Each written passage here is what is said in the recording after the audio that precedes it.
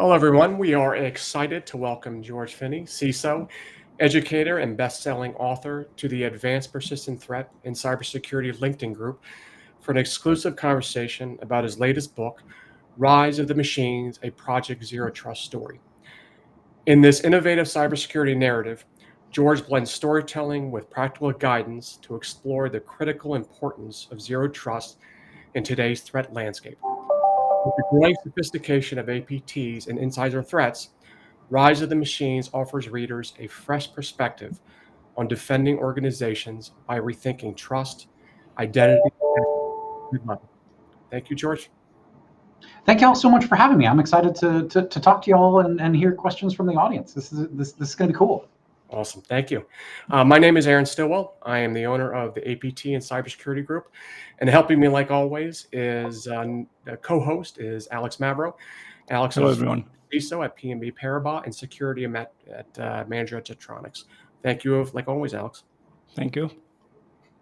So the first question, George, I always like to throw out, I guess, for your book, what inspired you to tell a zero trust story through a narrative?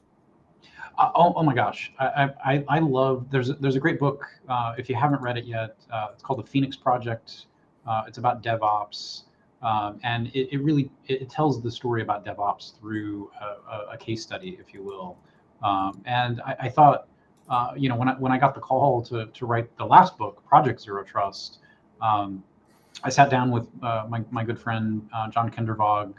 We've known each other for a long time. He's obviously the godfather of zero trust. And he was like, George, you're crazy. You can't do that. You just write the book the way everybody else would. And I'm like, no, we've got to make zero trust approachable.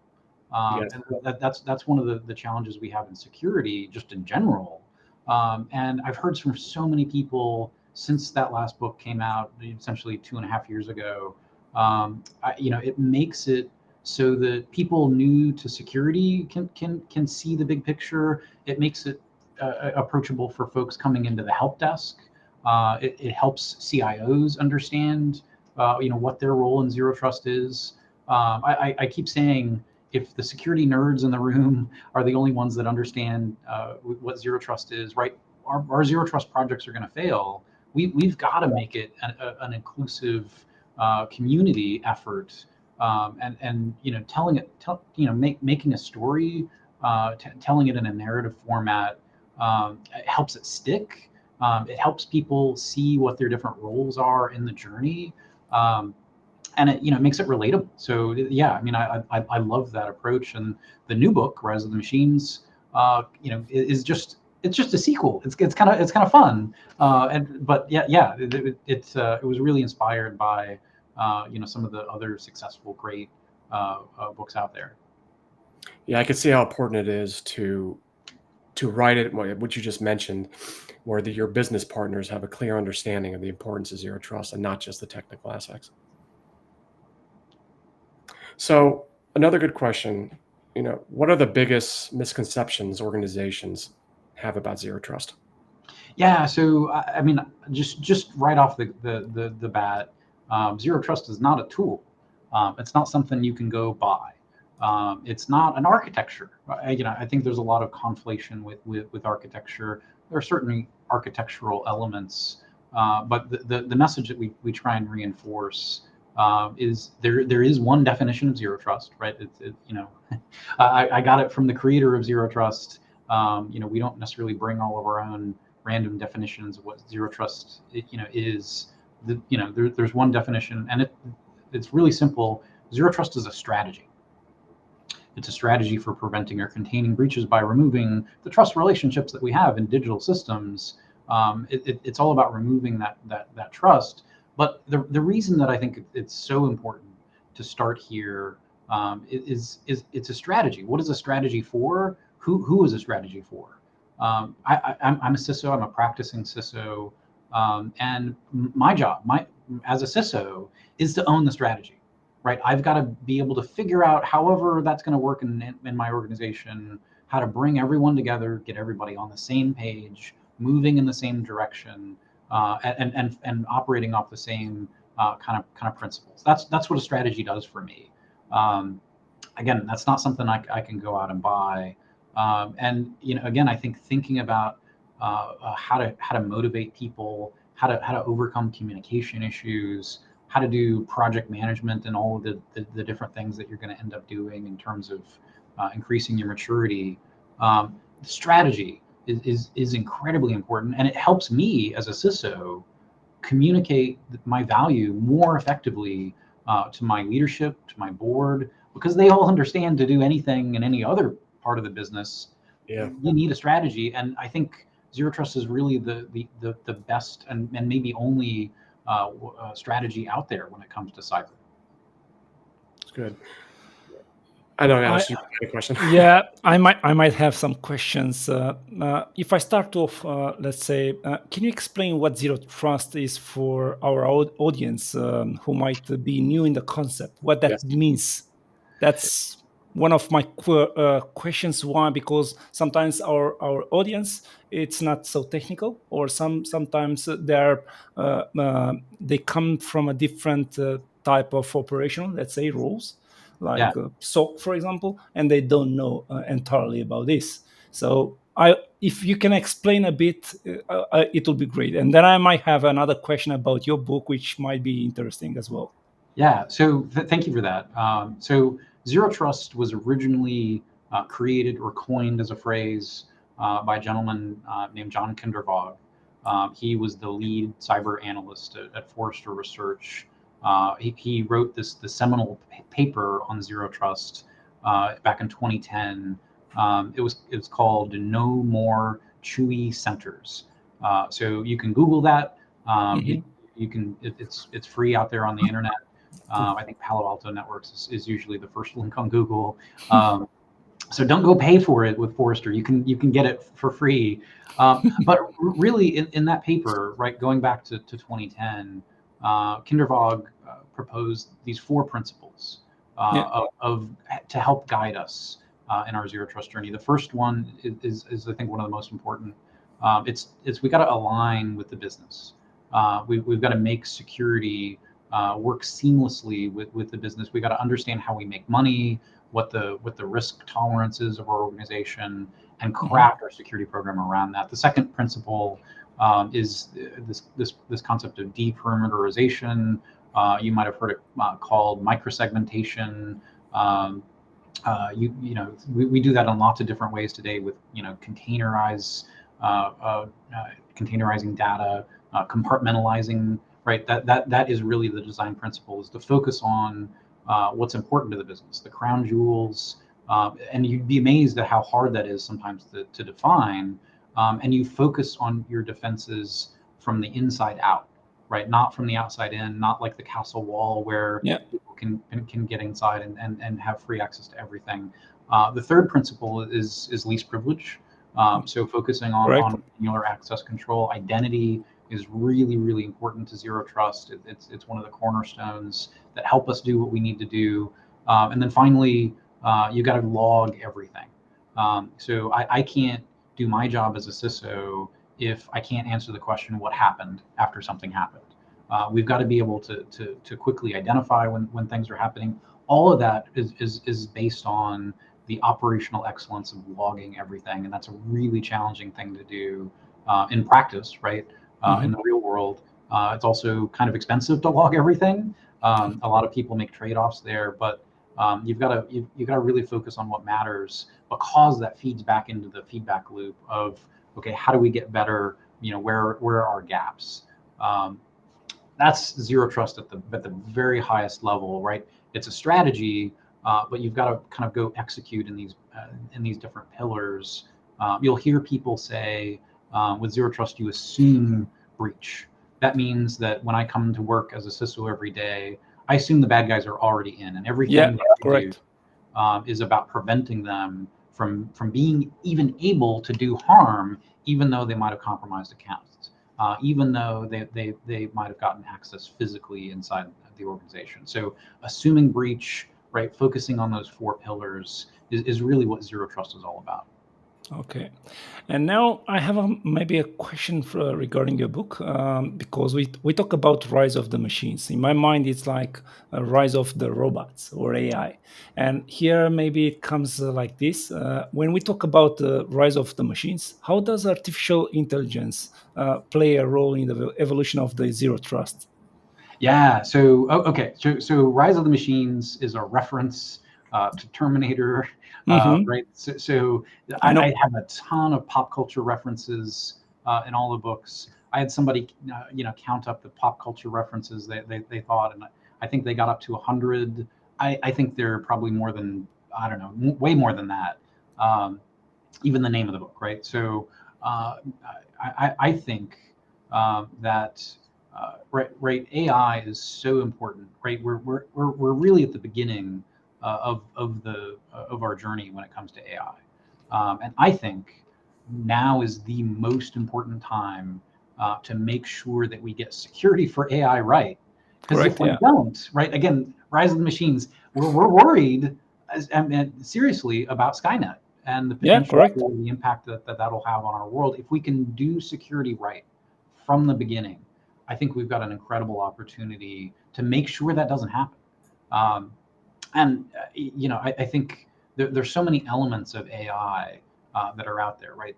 So in the book, Rise of the Machines, available on June 10th on Amazon, it's every chapter is essentially a different aspect of Hmm. artificial intelligence, whether it's adversarial AI, whether it's AI in your security operations center, whether it's you're building your own AI LLM, or whether you're locking down cloud SaaS-based AI tools, or whether you're trying to work with your users and focus on endpoints to control their access to AI. There's so many different elements, right? And so we kind of try and narrow it down by focusing on one element per each chapter.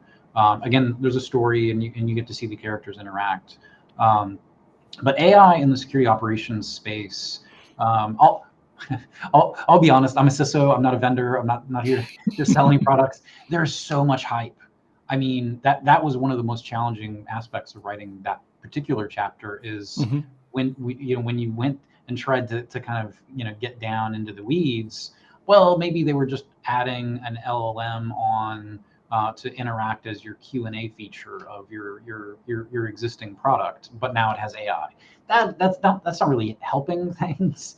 Um, there are certainly some, I think, products that are moving the needle and that are getting better and better. Not to say that they're all perfect, but things like Microsoft Copilot for Security, I think really is showing you some of the vision of what could be relative to how AI can accelerate our security operations. And I think things like that, again, today is the worst day that AI will ever be. Right, tomorrow it's going to be even better.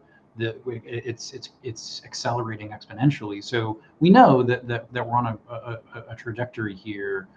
But really, when I think about AI, I think there will be a day soon Yeah. when AI will lead our zero trust implementations, right? It'll understand natively all the technical configurations and details and architectures, and how users interoperate with it, and understand all of the various identities, human or non-human identities out there, and it will be able to help us guide our organizations. It's really just a matter of time. I think here Microsoft will, because already Microsoft already have in place zero trust, and I think they would like to do something with their AI. I think this is my what I'm seeing. If you check their website, it somehow it looks like they want to integrate already with the AI with the Oh yeah, Copilot. yeah. I mean, shout out to Microsoft. They already have a zero trust Yeah, score yeah, kind of embedded correct. into your Defender products. So if you're not leveraging that, that's a really nice place to start. Yeah, I Uh, know. but again, I think everybody's thinking the same thing, and it's a rush to get there. And I mean, I think we kind of need to take a step back and make sure we're doing it right. Um, Correct. which is why I wrote the book. But I think we're closer than we're ever been. Do you think, in terms of governance, it's hard to implement zero trust? And if not, what are the challenges over there? Because I know there are some people or some organizations that they are facing some challenges in regards with this. So, since Project Zero Trust came out in 2022, Hmm. I've gotten to kind of travel around the country talking to other CISOs, and I've asked them this question, right? For the ones that have said, my Zero Trust journey didn't go so well or maybe failed, Yeah, we kind of dug into that. Like, what were the big challenges that y'all ran up against? And I mean, the number one, I mean, it might be 100%, but the number one reason that folks Zero Trust projects failed wasn't because budget, it wasn't because yeah, that technology. was the one that I know as well. Yeah, it was politics. Yeah, It was correct. people. Yeah, And correct. I think, again, this comes back to the book. Helping educate folks when it comes to security is really, one of our chief jobs, right? I think helping IT folks or helping developers or helping, business leaders understand, what the risks are and how we can help with them. It's not necessarily a trade-off between security or productivity or usability. We want to find ways to have a win-win. And again, I think there's so much hype or buzzwordiness about zero trust that I think a lot of those other leaders, they see all the massive amounts of marketing that's out there, and they kind of dismiss zero trust as a fad, or there are other priorities that we need to focus on today. And so I think getting out in front of that and helping break down those silos, again, that's why I wrote the book the way I did, is to help bring people into the conversation, and kind of break down those barriers so that we can, both help the business achieve its goals while kind of tailoring security. I like to say, zero trust isn't about preventing what goes wrong in a business. We're actually focusing solely on what has to go right, and we're preventing everything else, like a safe list, if you Yeah. will. So do you see, George, do you see the business partners, are they seeing it as a negative impact to them if they do zero trust? Is that what the politics you're referring to? Well, again, I think in every organization has some siloing to some extent, Yeah. and you've got to protect your turf. You've got to make sure that if you're a CTO, you have to make sure you've got your narrow focus and those things. Yeah. Your yearly goals, your whatever is driving your bonus, right? Those are the things you care about. And as security practitioners, we think a little differently, right? We think about the entire organization. How does everything Correct. tie in together, and how do we make all of that work together well? And honestly, I think I actually learned this at RSA last week. And I agree with. I was on a panel with several folks, and actually, I think with AI, there's a really great use case to say, oh my gosh, security has a seat at the table, because there are a lot of organizations out there that are slow rolling their AI adoption because they're so concerned about security and protecting course. their data. I think as a CISO, right, I never stopped to think like, oh wow, actually this is a really good sign for us, and it's an opportunity to help folks be able to feel comfortable about adopting AI, right? Because all of those silos want to use AI in their own ways. I think we can be an enabler if we can help them and tell their story and say, like, look, we're going to partner with y'all to make this go right. We're going to make sure that this is secure before we roll it out. That's a really compelling story to tell because it's the win-win. Yeah. Yeah, I think there's also another problem. I think some other CISO, they're afraid to talk at the board level. That's Yeah. something That's actually I was going to question. I was going to say this. How do you effectively communicate zero trust principles to the board without overwhelming them with the jargon? Yeah, I wouldn't bring up any jargon. Yeah. I mean, again, I think starting like, look, we have to have a strategy uh, for security. And using analogies, helping folks. Whether I like to, I work for a university, so football is big here in Texas. Oh yeah. And if I can talk about my role as a coach, Yeah. right? Zero trust is my strategy for winning, just like some football teams might use the West Coast offense or whatever, right? Exactly. Okay, cool. Like tell me more about that. All right, well, here's the defense, here's the offense, here's how we organize things. Suddenly I'm the coach, right? It's not my responsibility to be on the field playing the game, right? Those are the folks out there on the front lines doing the hard work. Of We course. want to make sure we've got a game plan. We want to Yes. make sure that we're drilling them on the right things to make a difference, right? We want to be looking at the tape and seeing what the adversaries are doing and coming up with plan. Like, oh, okay, your role as a coach and you got this great strategy. I think that really resonates with business leaders. Yeah. I would like to touch a bit some basics from zero trust, and here I might say, how does zero trust change the traditional perimeter based security model, and why is that shift important today? Because people are mixing sometimes part of the zero trust with some other frameworks or some other things that or standards, even though. Yeah. So again, zero trust isn't a tool or an architecture, although those are certainly tactics that you'll deploy Mhm. at your different organizations. So again, being new here to the UT system, right? Everybody kind of has their own way of doing stuff, and I'm not here to come in and say y'all all have to adopt SASE, and that's zero trust, and that's the way we're going to solve things. I think instead, right? I could say the same thing about, hey, we all have to do microsegmentation now, Yeah. and yeah, I know that's going to take 2 or 3 years to figure out and get all the It changes. depends of the infrastructure, to be honest. Exactly, right. It depends on the unique elements of the business. Yeah, So, correct. I was just on our zero trust working group for the CSA this morning, and we talked about, hey, well, how does this mean? What does this mean in practice?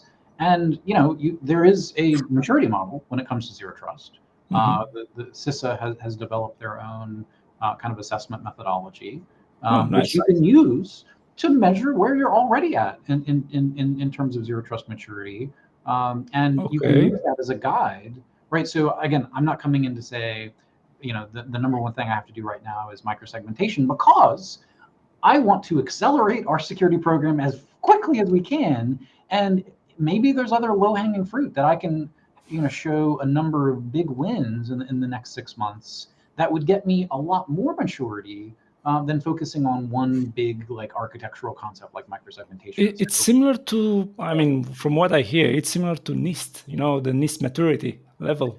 Yeah. Yeah, so I love NIST. I would say the big differentiator to me Hmm. is the NIST framework, right? Yeah, yeah, correct. It's not a strategy, right? Being compliant with the NIST framework is not it's not going to help the human. So I draw the analogy that NIST framework and other great frameworks out there are more like looking at a cross section of an airplane. Hmm. Right? So you could look at the cross section, you can quickly see like the major systems or components that you have to have a complete airplane, right? You need propulsion, you need navigation, you need communication, probably storage, right? All of those things that go into what, but what's missing when you look at a cross section of an airplane? The people. Like how a pilot flies a fighter jet is going to be very different from how a pilot flies a commercial airliner. You've got to tailor your approach. How often do you have to do maintenance? How do you do communication with the ground? All of those things, right, go into how you operate a plane or a business, and the strategy has to be custom tailored to that specific type of airplane. Just like with your cybersecurity zero trust strategy, you've got to tailor it specifically to your organization. And I think again, the most important part of zero trust are the people, right? Zero trust is a strategy. You've got to get everybody working together towards the same goal. Just like you train a commercial airline group to do something very differently than you would have in the Air Force, for fighter jets, right? That's the key difference to me.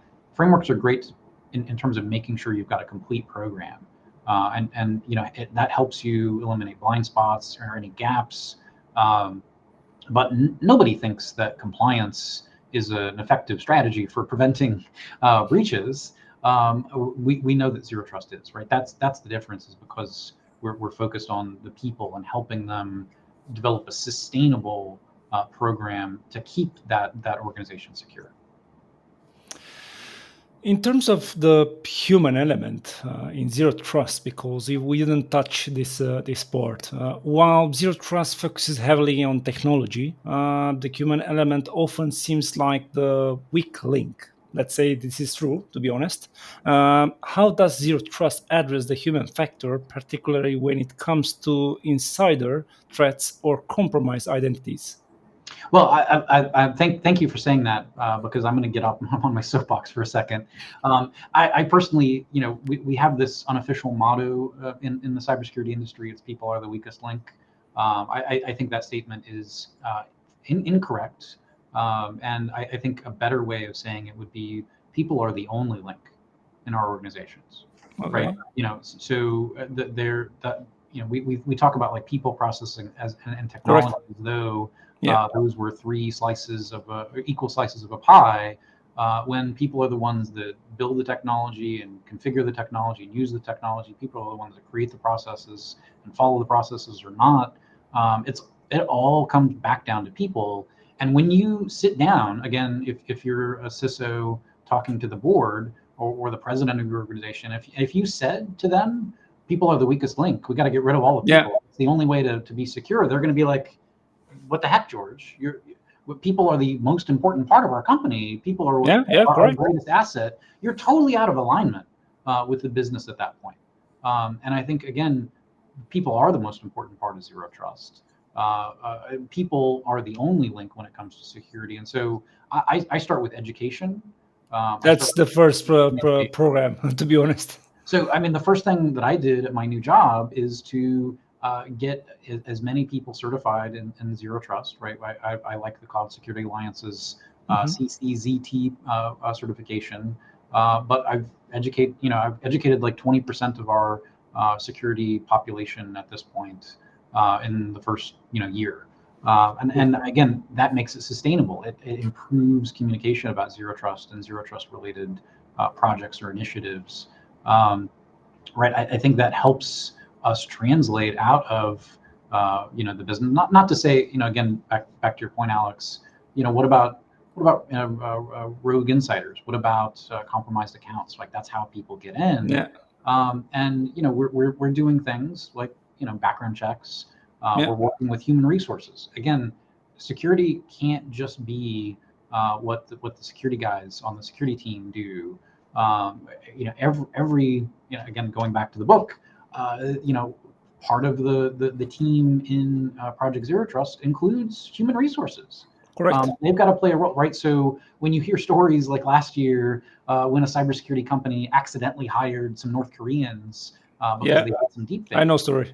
Oh, okay. Well, are we thinking about zero trust in our human resources pipeline? Is human resources journey? Does security start after the person has been hired and you're doing the background checks, or do we start even before that when you're writing the job description, so you're not leaking potential data about how the company's technology is used, in the interview questions that the interviewers ask, to not leak information, in actually doing reference checks and those kinds of things? How do you plan for AI deepfakes? How do you plan to review resumes knowing that the attackers are attaching malware to resumes to get into the organizations in the first place? We should be thinking holistically about zero trust, and I think that's part of where this conversation about architecture misses such a massive aspect of our overall business risk. And again, it comes back to people. I like that idea you talk about. It's not, it's not about the technology. It's about really a cultural shift within the organization, right? And how important it is for the executives within an organization to do that cultural shift, to really understand it and kind of make those changes. That, one question I know people are going to know is, how do I kind of start off, right? So they look at zero trust and they're like, all right, this looked fantastic for my organization. I know I need a cultural shift for this, but how do you recommend, because you probably get this question a million times too, is Yeah. how do I get my feet wet? How do I start off in the right direction?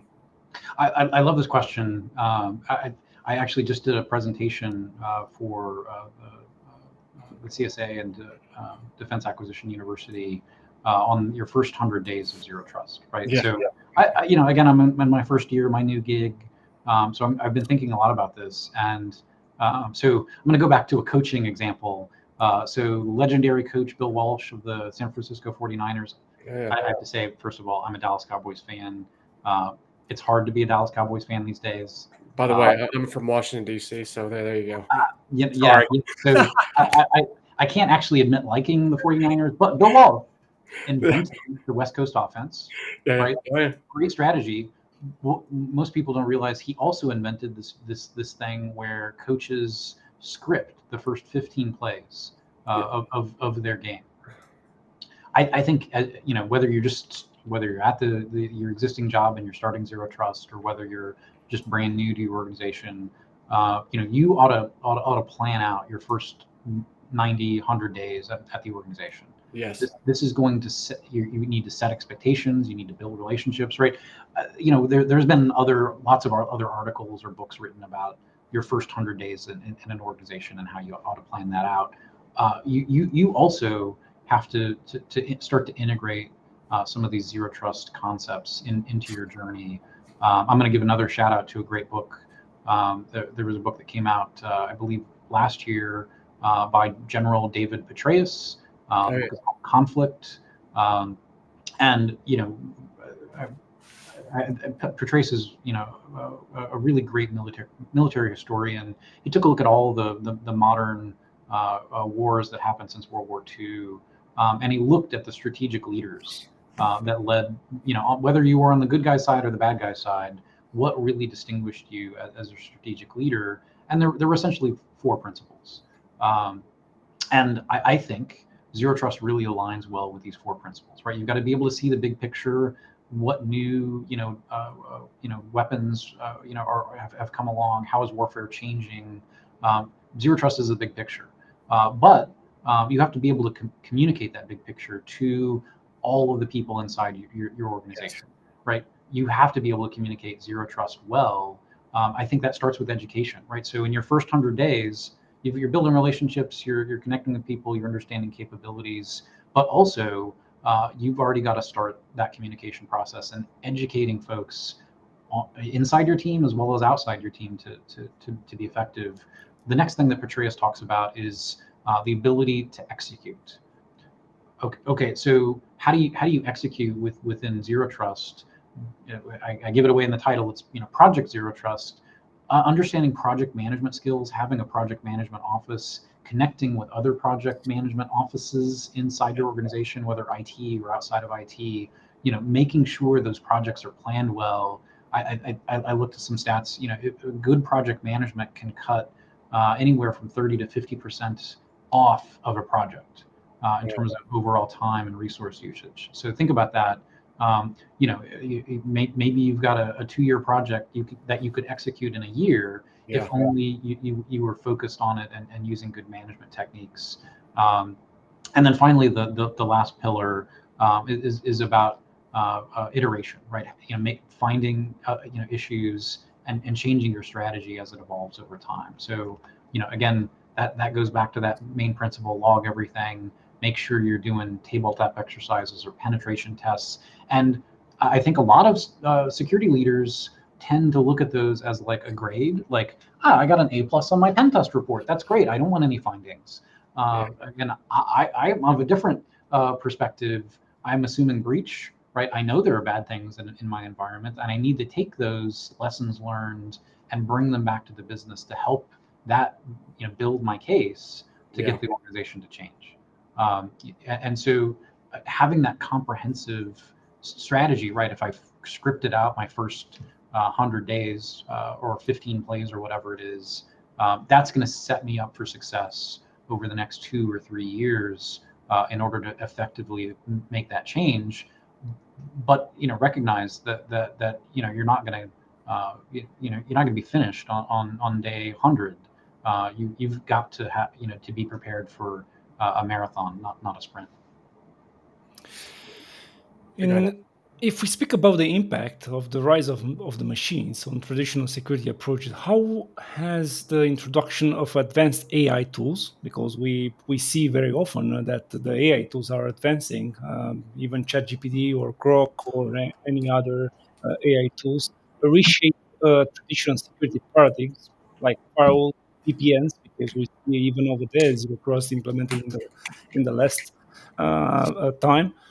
Even on the VPN, I have seen some let's say projects over there, and intrusion detection systems as well. Yeah, so I'm going to jump in and mention one that you didn't mention.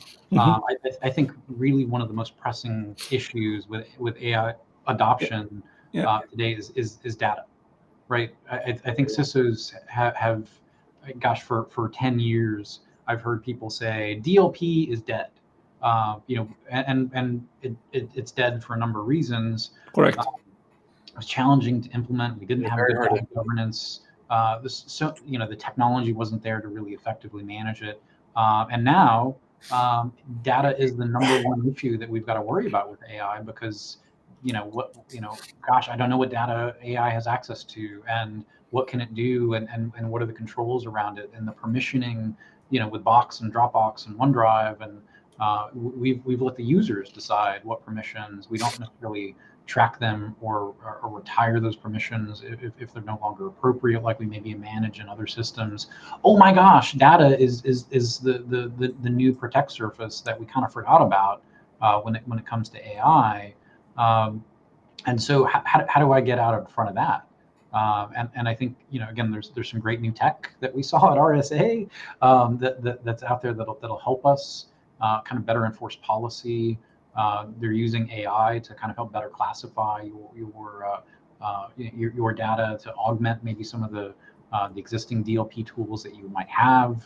You can put some barriers, to be honest, over there. Yeah, exactly. So again, I think data is really kind of the new front, if you will, in the cyber war that we've got to kind of hurry up and figure out, because we've been kind of ignoring it for a while because we were focused on ransomware and endpoints, right? So we've got to kind of shift our strategy a little bit, knowing that AI is going to force us to get better at data governance. Alex, we've probably heard that before, where everyone is so excited about implementing AI within the organization, and and grabbing all this data from across the organization and dumping it in and running these modeling and all this data, and having this ChatGPT instant access to everything, right? But then the security controls around it and securing that data is a whole different story, and it's got to be a worrisome topic. You're right, for CISOs and anybody else, of how are they going to manage this once they put it in. Well, I know Project Zero Trust was consumed by an anonymous database, so it's already been used to train some AIs out there. Really? So like again, once it's out there, how do you manage it? Yeah. For me as an author, the best thing y'all can do as an audience is to click that button, QR codes, help support me as a writer so that I can keep doing these great books. So I'll just say, Project Zero Trust, in addition to being stolen by some AI companies, was just announced, inducted into the Cybersecurity Hall of Fame by the Cybersecurity Canon Group. So congratulations.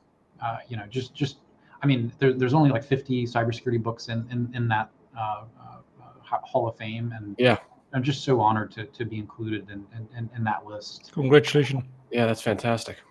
But I think Rise of the Machines, I've outdone myself. So, definitely check it out. That's fantastic. Is zero trust compatible with existing legacy systems, or does it require a complete overhaul of a company cybersecurity infrastructure? I mean, I guess that depends on how bad your company's cybersecurity infrastructure is today. So no, I think, yeah, again, you can start doing zero trust today with the tools that you have already in place. It doesn't have to be I've got to go to the board to get another bazillion dollars to Yeah, yeah. do zero trust. Again, just looking at your firewall policies today. Mhm, mhm. I'm hoping, for example, you've got a denial all at the end of your list. But what we hear from some of my friends at firewall companies is, a lot of companies will let all outbound traffic go. They don't do any outbound filtering. Um, so rewind a little bit. Remember SolarWinds and their incident? Oh yeah. Well, guess what? If you had blocked outbound access, I mean, was there ever any reason why your SolarWinds servers needed to talk randomly to any server on the internet? Probably not. But again, this is something you could have done with your existing firewall. You didn't need to re-architect your entire organization, and blocking outbound traffic to only permitted sites would probably get you a big win. Again, when re-architecting your network is probably a non-starter, changing every IP address of it, right? Those things I think you get mired down in conversations where I think there are other really easy wins that you can get with just hardening your endpoints configs that you can get from kind of having the right tools in the right places. So, Alex, did you want to go? I'm sorry. Yeah, I might have a question in regards with security and privacy. I know that sometimes zero trust can help with this. And are there any ethical concerns surrounding AI and machine learning in zero trust, especially when it comes to data collection and surveillance? Because I Yeah. know it is used also for this sometimes. I mean, I don't know. I mean, how an AI company that uses personal information in their AI model can be GDPR compliant, for example. Yeah. Right. One of the main issues with GDPR compliance is I got to be able to forget about people, Yeah, right? yeah, And once the model is trained, you can't necessarily get that data out of it. As an example of a privacy issue with AI and private data. So I think this is a huge challenge. Um, one of the big challenges with generally speaking with AI is we don't have the kind of transparency to know why it's making certain decisions. And I mean, I think there's some ethical issues there. The one case that I always reference is there was a study where they were looking at cancer patients' MRI results, and they were using it to detect cancer, and they were they were getting really great rates at detecting cancer, but it turns out the AIs had figured out that the little watermark that showed like the type of MRI machine actually really mattered, because when your doctor is really concerned about you having cancer, they're going to send you to a specialist who used like the really high end, I guess, yeah. one that had good resolution, whereas the others had some other brand watermark on it. And that's how the AI was making the decisions. It wasn't about whether it was detecting cancer or not. It found a better way. It cheated in order to get there. And so, I'm concerned, generally speaking, about using AI tools that take people out of the loop, that don't allow us to really put some thought in, because we're not a part of the conversation. There's no observability to help the human figure that out. We know that we're going to have to compete with our adversaries in machine time, not real time. And so, how do we do that at scale while giving people insights and to be able to make educate? I think it's a much more complicated and challenging discussion than maybe just what the hype about AI is letting us have. George, it's funny you mentioned that. A neighbor of mine, he works for NIH, and he does IT at NIH, and a great guy. And part of his job is taking millions of scans that they do at NIH, Hmm. and now they're starting to utilize AI modeling to look, to try to find and help the radiologist in detection. So the AI would be the first line of looking at something, and then obviously it would then go to the radiologist, but they're looking to augment and help the radiologist maybe detect something, because you could send a scan to two different radiologists, and honestly you get two different impressions sometimes. Yeah, yeah, So uh, having that, but you're right. One of the things I did ask him is, man, how are you ensuring the PII or any of that data for security wise? And he's like, yeah, man, that's something where they're so excited about sometimes this and that. He goes, that's one of their main focus even before they did it. But you're right when you mentioned it. Is the AI model grabbing the right data? Is it trying to cheat its way to get that data? yeah. And also, is that data, just in case, is it secure enough where that data, the PII information is not getting out? Well, and I think a really great use case is real-time deepfake detections, right? Some of the tools that are out there that are helping be able to detect deepfakes do give kind of a nuance, like why they're detecting. Is it the background noise? Is it repeatable patterns in the bit stream? Is it my face and movement, or my the way my hands move, or I'm blinking or not? Those things really do help. But I'll also say, like for LLMs, we haven't talked about this yet, but there is a thing called an AI firewall.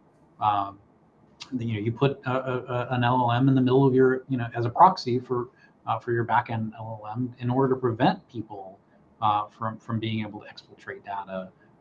There's a great framework. So everybody has probably heard of the MITRE attack framework. Oh yeah.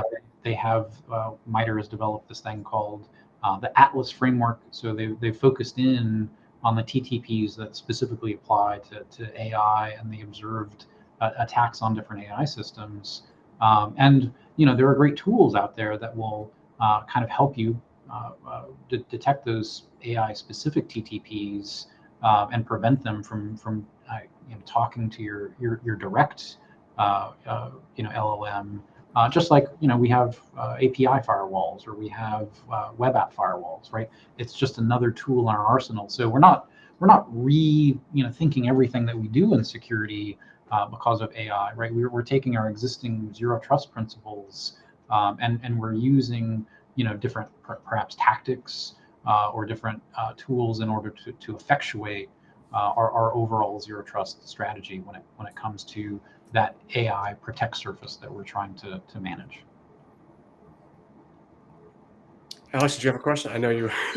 I know Alex love this topic. Yeah, we have spoke about human beings, about AI collaboration. So some believe that AI will eventually replace human roles in cybersecurity, while others believe it will serve as a tool for enhancing human capabilities. What's your stance on this in ratio to zero trust? Do you Yeah, think will be something, I don't know, better than what it was in the past, let's say? so I have read a ton of AI books, so I'm going to give you all another AI book. If you only read one book on AI this year, read Rise of the Machines. Click that QR code. If you read two books on AI, my favorite book on AI is actually Gary Kasparov's book. It's called Deep Thinking. So Kasparov was the chess grandmaster that was beaten, the last grandmaster to be beaten by AI. IBM's Big Blue or Deep Blue, sorry. And that story is really interesting for a number of reasons. Most people haven't heard the full story. I definitely read the book, but here's a spoiler. IBM cheated. They hired apparently a Russian-speaking security guard to be in the room while Kasparov was planning his moves. And the IBM team, I guess, has come out to say they hard-coded the move so that when Kasparov did his one pivotal moment, the AI didn't automatically make that move. And I guess other chess emulators that were programmed like Deep Blue don't play that same move in the same game if you play that. So corporate interests, right? Interestingly, are really directing, just like they always have, the way AI is being developed. And I think we should take those interests with a grain of salt. But kind of more to answer your question, Kasparov himself could be really against AI, right? He could have some sour grapes, as you might imagine. Every great chess grandmaster today, every single one of them uses AI to prepare. Yeah, right? And correct. so what are we going to do as defenders? Well, is it going to impact some people's jobs? Maybe, maybe not. I mean, again, the economy's tightening up, so I mean, how do you tell really whether AI replaced my job or not? I think some others will be affected or impacted. Some others not. I could say. Yeah, but again, I think it's only going to augment our own humans' ability to make a difference. Yeah, I agree. I see it as, I know me and Alex, we've talked about this before, but I definitely see it as augmenting, our capabilities and just making us better. Yeah. Yeah, of course, there's the threats, in the long term of what it can do. But for what we're seeing today, I mean, the utilize of ChatGPT and some of the other stuff and how it's changing the work environment just for not my wife, for my friends and everything else and how they're utilizing, it is definitely augmenting and making them do their job better. Exactly. I agree on that. At least I don't know on what am I doing. Sometimes on the reports I'm working with AI, and it's helping me a lot. I'm not providing any info that it's let's say more related to the privacy, more related to the client side. But in terms of numbers, just I'm putting him and I tell him, look, I want this in a different way, and those numbers to be calculated in a different way, and then to have the details more more explained, more detailed, let's say, because So I'm not supposed to put my social security number in there? No, No? Oh, don't put social social security. Don't put any no, details to your ID. That's very yeah. important because I don't trust on that thing. I mean, might OpenAI say many things, Yeah. but I don't trust. I mean, this is how I am. The security guy will not trust many things, many tools, even though. And it's like that. Only if you let's say if that tool is not connected to outside world and it's inside of your infrastructure and you know everything about your infrastructure. This is how it works. I'd love to know, George. You just came back from RSA, and obviously a lot of cool stuff was there. Love to get your thoughts on some of the talk, the technology, and kind of your take on what you saw there. Some of the new stuff. You could even talk with vendors. That it's up to you, but some of maybe new stuff you saw that was kind of related to zero trust that really kind of knocked you out. Yeah. So again, I mentioned the data governance tools. I'm not going to mention any vendor names, but there's some really cool things that will augment your existing data compliance things. So they sit on top of Purview that help automate the process, that help reduce false positives. I'm also really big on enterprise browsers. So bringing us back to zero trust and looking for gaps. Well, browsers are the biggest free tool that every employee has. We have daily patching for security vulnerabilities within our browsers. Our EDR tools don't give us any insight into what browsers are doing, and so I think now today 95 or 100% sometimes of an end user's interaction with all of the different things in the computers are browser driven, right? Yeah. Outlook is now a web browser based front end. Oh, yeah. Teams, right? Slack, all of these are web browsers, and we have zero insight into what's going on, particularly now that organizations are adopting the TLS 1.3 or Google's Quick Protocol, totally completely encrypted. Even if it's TLS 1.2, not every organization is doing decryption. So your next gen firewalls just aren't providing as much capability as maybe they used to that we relied on. Yeah. So I think that's forcing us to maybe take a harder look at enterprise browsers. And there's some out there that have a dedicated browser, but I like the ones that have browser extensions that allow me to enforce policy on whatever browser that my users might want to operate, because I don't want to have a philosophical argument about I have to use this other browser because that's I want to have be able to enforce my security policies equally everywhere. People forget about malicious browser extensions and what a pervasive threat that is. Yeah. It's the last line of defense. If somebody clicks a link and I could intercept that by my enterprise browser, gosh, that's amazing. Yeah. Preventing drive-by downloads or sock goulash kind of attacks. Once you start thinking from a zero trusty kind of perspective about browsers, well, why haven't we been doing this all along? Anyway, I kind of got excited about that, but yeah, I'll kind of leave it there since we're running out of time. No, this is good. And I always want to, if someone could take one takeaway from your book, what would it be? Oh gosh, I think the exciting part about Rise of the Machines is just that I think we're at this really pivotal moment with AI, and we can make a difference. The thing to take away is, like, look at where we're at in the history of the world. Like, we should all be playing with this. It's so much fun.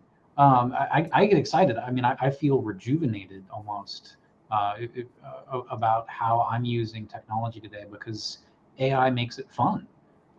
And I think playing with it as a security practitioner also has this added benefit. Like, I kind of understand it, and it's so much easier to help protect something when you're more comfortable and familiar with it. So, if anything, as security professionals, we ought to be on a leading edge of messing around with this stuff and really using it to get out in front of the bad guys. So have fun out there. Read the book, but yeah, definitely sit down and play around with it. Awesome. Well, George, thank you so much for your time, everyone. So the book is on. What does it get released again? What is the release date? It'll be available on June 10th, just a little over a month away. But can they pre-order with that link? Yeah, absolutely. So find it on Amazon, and it'll get shipped right to you when it comes out. Awesome. George, thank you so much for your time. Yeah, thank you all so much for having me. Yeah, everyone, thanks George for attending. Alex, like always, thank you so much. You're welcome anytime. And everyone, please don't forget to follow us on our LinkedIn page, as well on our group, and as well on YouTube. We are also over there in case if you want to rewatch this video. Thank you, everyone. All right. Thank you so much again.